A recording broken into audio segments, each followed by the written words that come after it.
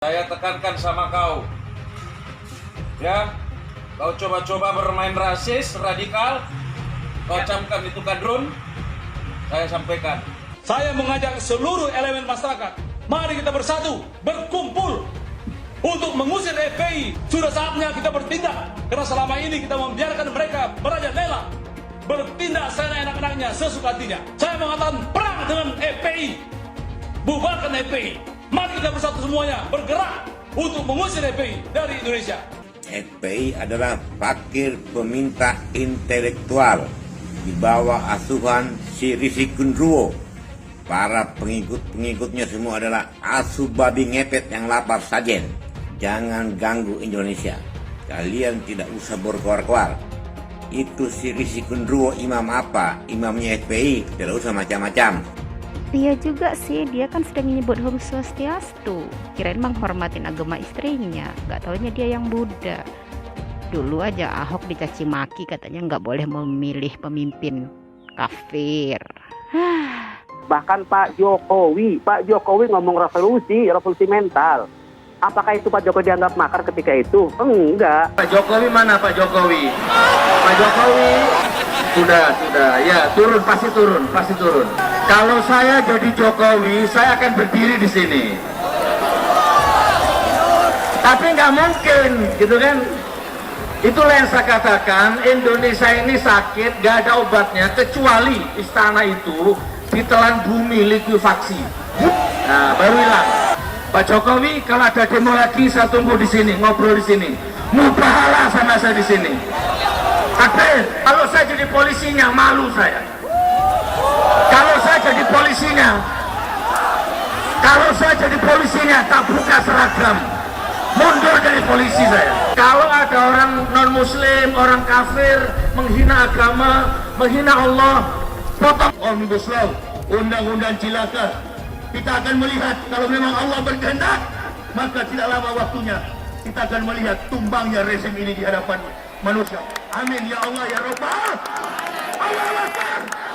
Allahu Akbar. Insyaallah taala Imam Besar Al-Habib Muhammad Rizik Syihab akan segera pulang ke Indonesia untuk memimpin revolusi. Pada umat Islam agar bersabar dan terus satu komando bersama-sama dengan barisan Agar bisa segera pulang ke tanah air untuk kembali bergabung bersama rakyat dan bangsa Indonesia lawan segala bentuk kezaliman dan kecurangan. Hanya menuntut agar hak kebebasan saya sebagai warga negara Indonesia yang sebagai manusia tidak boleh diganggu oleh siapapun. Tolong doakan saya sekeluarga yang sudah 1 tahun lebih berjuang untuk mencabut pencekalan saya di Saudi Arabia. Saya dari Kota Suci Makkah Al-Mukarramah ingin memberikan nasihat kepada Bapak Presiden Jokowi dan seluruh jajarannya dalam pemerintahan. Ini membuat rakyat marah di mana-mana. Tolong jangan sampai kemarahan ini berubah menjadi suatu people power, sehingga tidak perlu ada gerakan people power di Indonesia. Nah, karena itu saya serukan kepada seluruh rakyat dan bangsa Indonesia, kepada seluruh umat Islam dimanapun Anda berada, lakukan jihad total untuk melawan kecurangan. Jihad total untuk melawan kecurangan. Allahu Akbar walillahil hamd. Jika tidak menghargai rakyatnya, apa yang harus kita lakukan? Ayo revolusi. Ayo revolusi. Habib Rizik itu sangat ingin kembali ke Indonesia. Beliau sangat ingin pulang. Jadi Habib Rizik itu bukan karena dia lari dalam hukum, cet mesum, takut di penjara dan lain-lain. Beliau wajib untuk mencegah itu. Nah, salah satu caranya ya beliau memilih untuk hijrah sementara. Siapa yang pergi, siapa yang mulangin? Nah, pergi sendiri, pulangin gimana sih? Emangnya kita yang ngusir kan enggak? Mau pergi sendiri kok, kita ribet memulangin kan begitu. Jadi baiknya pulang sendiri aja, Pak? Iya, pulang sendiri aja, nggak beli tiket baru gue beliin. Ada Muldoko melecehkan betul. Dia bilang kalau Habib Rizik nggak punya uang, saya ongkosin. Anda punya uang berapa? Mau pulangin Habib Rizik? Bukan Anda doang yang punya uang. Uang Anda nggak laku untuk Habib Rizik. Pancasila Soekarno, ketuhanan ada di pantat. Anak Tuhan dari mana? Kalau Yesus anak Tuhan, bidangnya siapa? Besok di seluruh wilayah Indonesia Kadrun itu singkatan dari kadal gurun. Kita disebut kadal gurun. Ulama-ulama kita dipanggil Ustadz Kadrun. Kita nggak pernah memanggil pendeta mereka sebagai pulang kau ke gurun pasir Arab sana, naik onta kau. Jangan kau naik kapal terbang, itu buatan kafir. Jangan naik kereta api, buatan kafir. Jangan naik mobil, itu buatan kafir. Jangan naik motor, itu buatan kafir.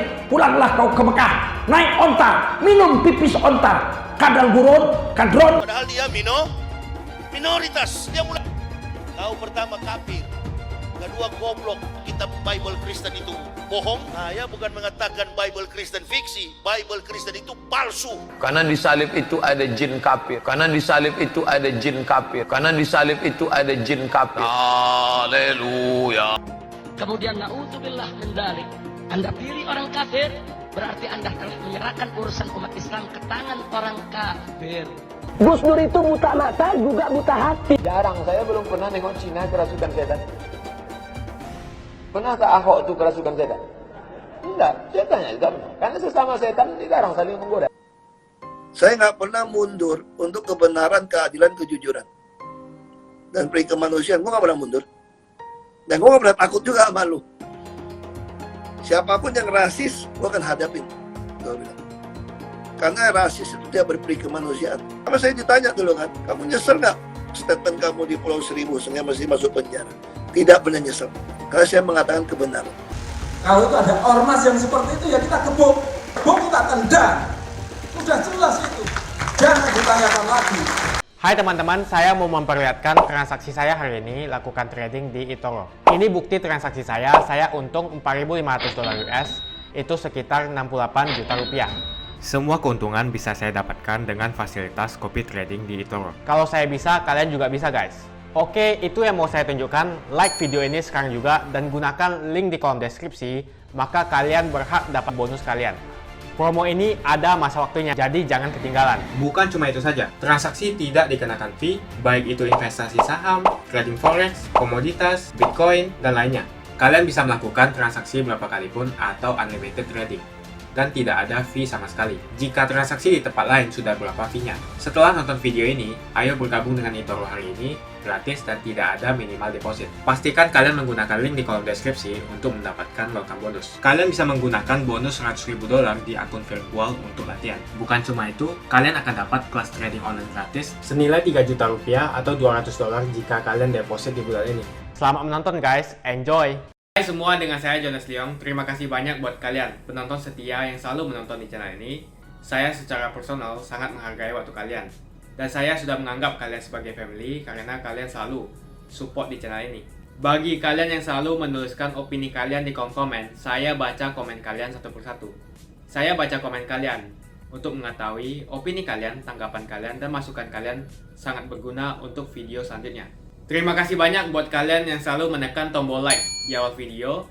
Video seperti ini membutuhkan waktu dan juga research.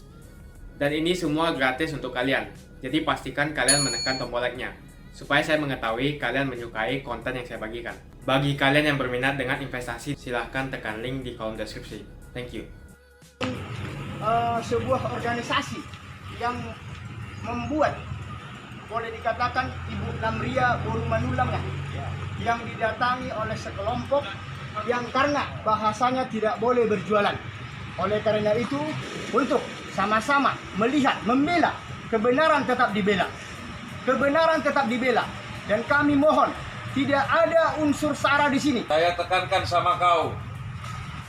Ya, kau coba-coba bermain rasis, radikal, kau camkan itu kadrun, saya sampaikan. Tapi kami adalah orang-orang yang intelektual, menyampaikan proses ini harus diselesaikan menurut aturan hukum yang berlaku. Kau jangan macam-macam. Ini bukan negara mayoritas. Ya, saya sampaikan kepada kalian semua. Beberapa waktu yang lalu kami dengar ada seorang ibu rumah tangga dilecehkan, direndahkan, dihina, disampaikan cap kotor yang sangat sekotor-kotornya oleh segerombolan manusia-manusia biadab yang kami dengar dari ormas FPI. Dalam kesempatan ini saya mengatakan menentang perlakuan ini. Kami merasa terluka, kami merasa ternoda. Buruh kami diperlakukan seperti itu. Menyatakan mengusir, menentang, meminta aparat membubarkan EPI dari bumi. Kami tidak terima perlakuan seperti ini. Negara ini negara yang berdaulat, negara hukum. Tidak ada siapapun, kelompok apapun, unsur apapun yang bisa bertindak sewenang-wenang.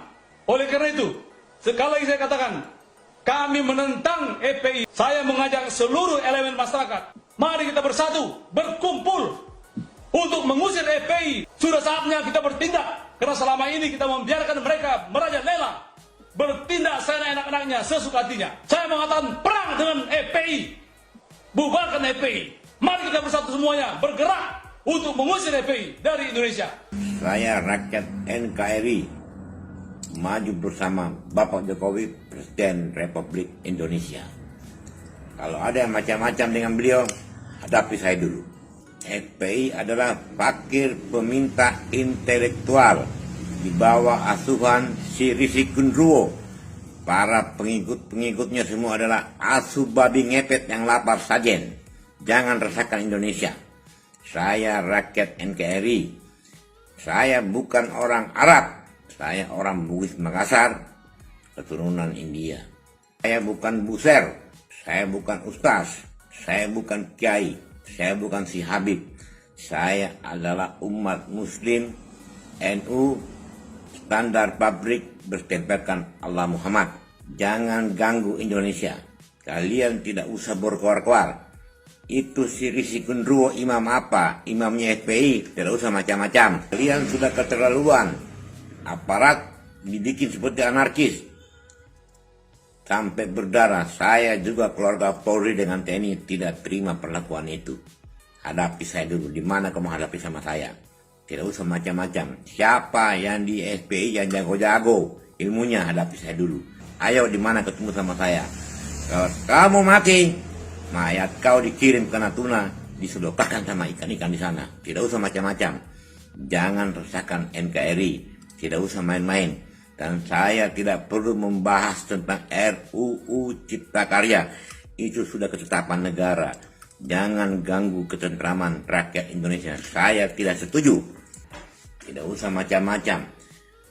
Ujung-ujungnya berkoar-koar tentang RUU. Tapi ada maksudnya. Buruh kau jadikan gaji, kasih dapat gaji pocoan, jadikan pocong. Bapak Jokowi itu adalah pemimpin kita. Dalam agama Islam beliau adalah Amir Sob yang harus kita bela. Apapun kata beliau kita harus dengarkan karena beliaulah sekarang adalah pemimpin kita. Tidak usah macam-macam. Beliau adalah Satrio Penele. Oke? Satrio Penele, ayo ketemu dengan saya. Kalian sudah anarkis. Saya lihat semua di medsos. Sampai polisi berdarah-berdarah kau bikin. Kurang ajar, brengsek kamu ya. Jangan main-main sekarang. Buktikan saja. Sudah sejak lama dulu, mulai 2014. Saya nantang sama kalian. Justru ada upaya-upaya yang sedang dilakukan oleh pihak-pihak tertentu yang ingin menzolimi beliau. Seperti ingat pemasangan bendera. Ketika itu yang menyebabkan akhirnya Habib Rizik harus menjelaskan. Dan setelah dijelaskan oleh Habib Rizik, kan buktinya beliau tidak ada masalah. Beliau kembali lagi ke rumahnya. Itu contoh, ada pihak-pihak yang ingin membenturkan Habib Rizik dengan pihak Arab Saudi. Dan saya yakin betul dengan kalimat Pak Dubes Arab Saudi ketika itu bahwa persoalannya adalah persoalan dalam negeri, persoalan politik. Dan kalaupun ada persoalan hukum yang menimpa warga negara Indonesia di Arab Saudi, mestinya duta besarnya dong ikut campur. Duta besarnya yang ngurusin, karena kan tugas diplomat. Ini kelihatan diplomat cuek ketika ada persoalan dengan Habib Rizik, persoalan ini. Makanya kita kemarin mengatakan, sudahlah ini Pak Dubes, Pak Agus Maftu itu nggak layak jadi diplomat. Ini ada warga negara yang tidak ada persoalan hukum dengan Arab Saudi. Nggak ada persoalan hukum. Jadi logika berpikirnya, kalau pemerintah memang lewat Duta Besar Indonesia di Arab Saudi punya niat baik dari dulu, justru makanya kita mengatakan justru ini Pak Agus Maftu ini Pak Dubes salah satu variabel yang menghalangi kepulangan beliau ke tanah. Harus orang itu harus realistis, harus objektif. Yang ngomong revolusi itu dari dulu ada. Bahkan Pak Jokowi ngomong revolusi mental.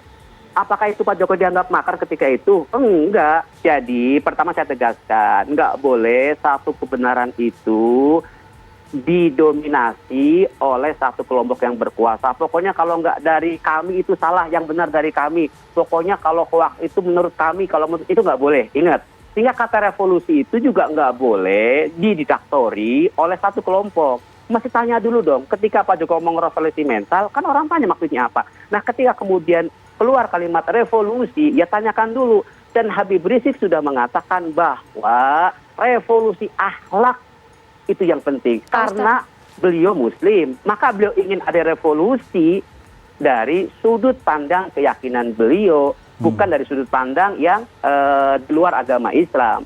Sehingga kita ingin akan ada sebuah perubahan menyeluruh atas tindakan kezoliman yang menimpa rakyat Indonesia melalui gerakan perbaikan yang damai bersandarkan akhlakul karimah serta konstitusi Indonesia dan hak asasi manusia. Dengarkan dulu. Kenapa? Karena kita melihat bahwa meluasnya, menjalarnya berbagai warga negara asli Indonesia yang kemudian kita melihat sangat memprihatinkan, sementara dominasi kaum minoritas di Mitos begitu tinggi. Kemudian urusan korupsi yang luar biasa. Baik. Kemudian urusan penegakan hukum yang tidak kelar-kelar, yang kelihatan simpang tindih. Ini kepulangan beliau akan dikait-kaitkan dengan aspek hukum, dengan kriminal, dengan makar dan sebagainya. Ini menunjukkan bahwa memang ada pihak-pihak yang ingin menghalangi kepulangan beliau, begitu kan. Kemudian kalau secara harfiah Bang Irfan, saya juga baca Kamus Besar Indonesia, itu kan arti revolusi perubahan yang cepat. Kalau kemudian pengertian revolusi yang Anda sampaikan tadi, berarti revolusi mental juga bahaya karena negatif. Itu justru Bang Irfan yang harus menjelaskan dong. Tetapi bagi kami, ini ada yang sedang tidak baik-baik saja dalam negara yang kita cintai ini. Makanya butuh sebuah perubahan yang cepat agar yang tidak baik-baik ini cepat diselesaikan.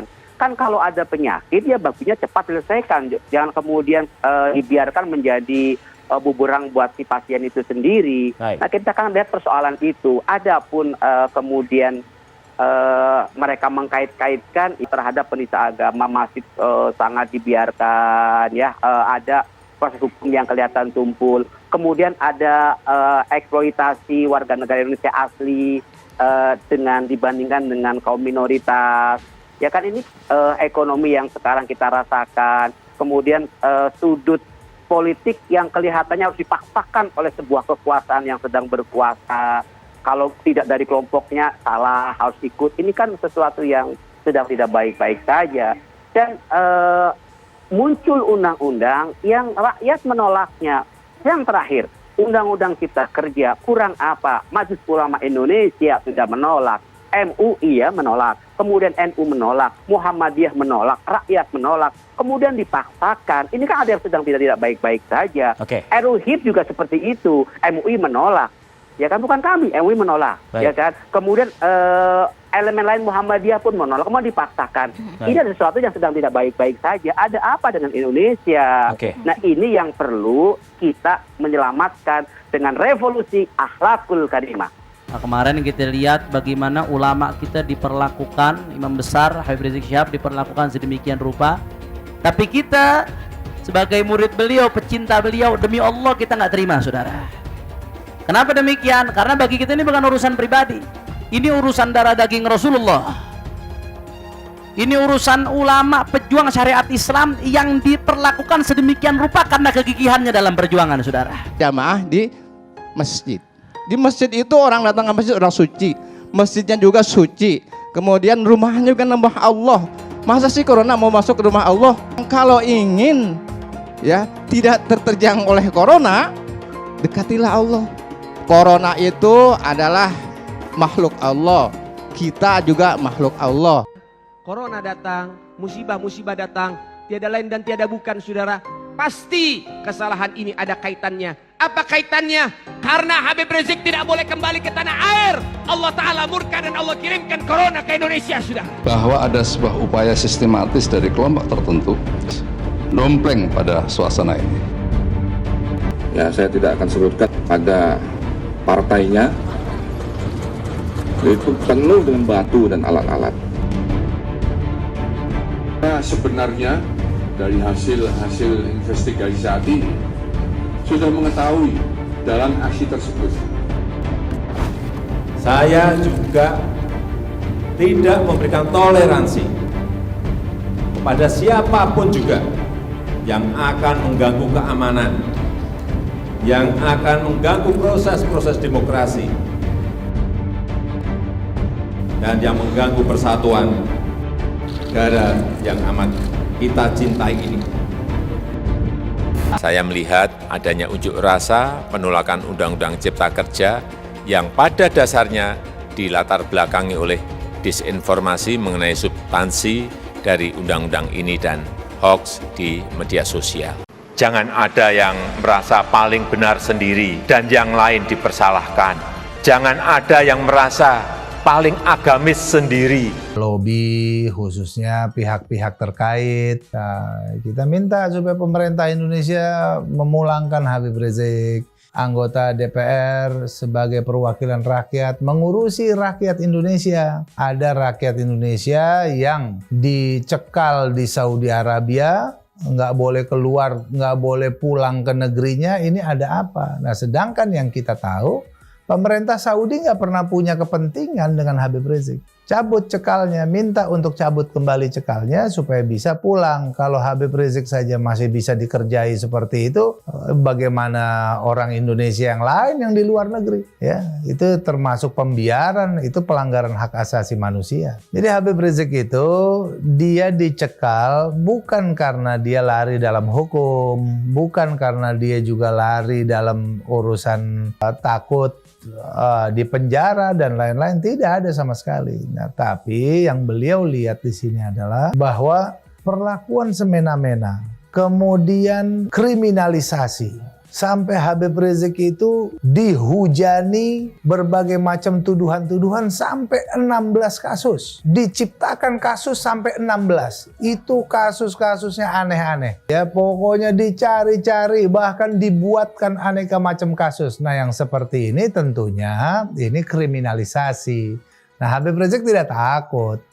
Bukan orang yang mau dan beliau di sini nggak ini kok, beliau ada terus di sini. Begitu selesai pilkada selesai, alhamdulillah Ahoknya kalah. Nah, barulah Habib Rizik ini semakin diburu. Tapi juga wajib mencegah daripada kriminalisasi, kezoliman terhadap dirinya. Beliau nggak salah tapi dicari-cari kesalahan-kesalahan, chat mesum dan lain-lain. Semuanya adalah dalam rangka kriminalisasi. Nah, beliau kalau misalnya melepaskan diri dalam kriminalisasi seperti itu, ya berarti nggak fair. Nah, beliau juga harus mencegah kezoliman, baik itu kezoliman kepada dirinya ataupun juga kezoliman kepada orang lain. Beliau wajib untuk mencegah itu. Nah, salah satu caranya untuk melanjutkan perjuangan, ya beliau memilih untuk hijrah sementara. Nah, tapi muncul kejadian berikutnya, begitu Habib Rizik mau pulang, kok dicekal. Nah, ini yang jadi permasalahan di sini. Jadi kasus Habib Rizik ini bukan kasus hukum sama sekali. Ini adalah kasus politik. Karena Habib Rizik mampu bangkitkan semangat rakyat Indonesia untuk menegakkan keadilan, khususnya dalam rangka menjaga Indonesia daripada arogansi Ahok dan juga pelecehan terhadap agama dan juga kepada bangsa Indonesia. Dan Habib Rizik berhasil untuk mengalahkan Ahok, yang mana Ahok itu ya kita sama paham dan sama mengerti bahwa agenda-agenda kepentingan Cina yang dijalankan oleh Ahok ini. Nah, Habib Rizik mampu untuk menggagalkan itu.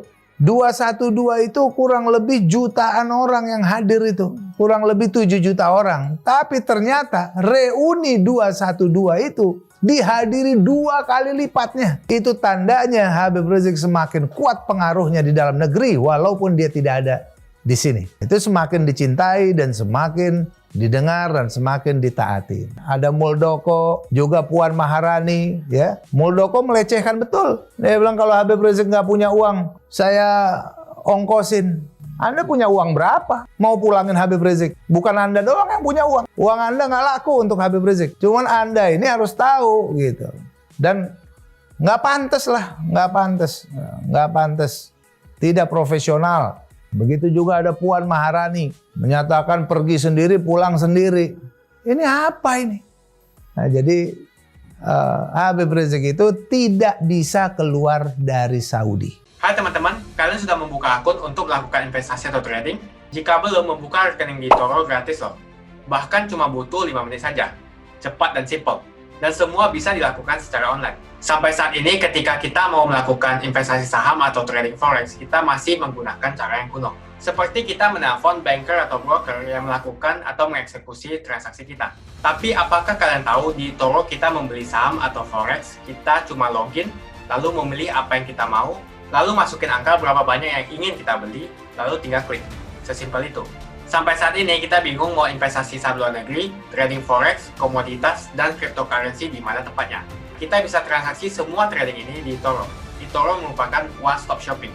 Sampai saat ini kita membayar fee di setiap transaksi kepada banker atau broker. Setiap kita melakukan transaksi jual beli, biasanya kita dipotong fee oleh platform kita. Kalau dalam 1 bulan kalian melakukan transaksi 1 kali, mungkin tidak terasa. Coba kalian melakukan trading sebanyak 100 kali. Sudah berapa fee-nya? Misalnya kalian membeli saham Google dengan fee per transaksi $10. Jika kalian membeli saham Google 10 kali, maka fee transaksi sudah $100. Belum lagi kita akan dikenakan fee ketika kita menjual saham itu. Itulah sebabnya saya memilih eToro, karena tidak ada fee sama sekali. Saya ulangi, di eToro tidak ada fee sama sekali ketika kalian melakukan transaksi. Dan yang kedua, kalian bisa melakukan unlimited trading atau trading sebanyak apapun. Ya, kalian bisa melakukan trading 10 kali, 100 kali, 1000 kali dalam sehari tanpa dikenakan fee. Jadi berapa banyak uang yang kita hemat dari fee saja. Sampai saat ini ketika uang dana kita dikelola oleh manajer keuangan, terkadang kita tidak diberitahu ketika akan melakukan transaksi. Bahkan investasi kita dipotong biaya.